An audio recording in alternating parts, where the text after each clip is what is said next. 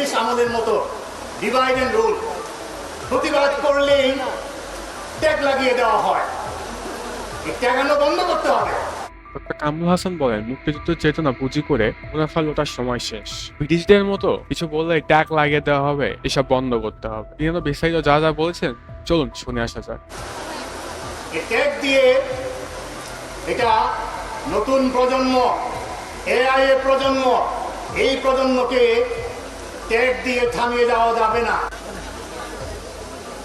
মুক্তিযুদ্ধের চেতনা এটাকে পুঁজি করে সর্বোচ্চ মুনাফা লোটার সময় শেষ।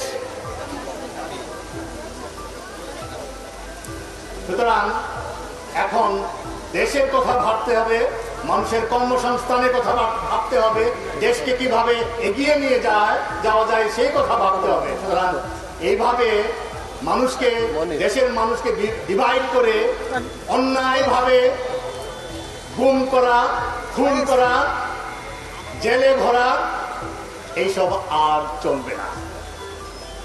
এইগুলো আমাদেরকে থামিয়ে দিতে হবে। দেশটাকে মেরামত করতে হবে।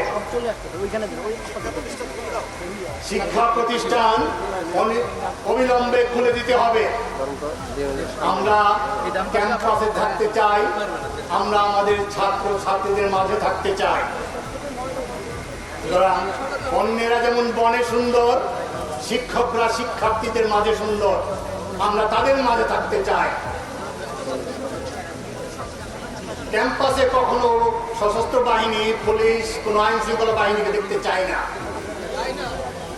সো নিরাপদ সড়ক যেমন চাই, নিরাপদ ক্যাম্পাস চাই, যেখানে জ্ঞান বিজ্ঞান চর্চিত হবে।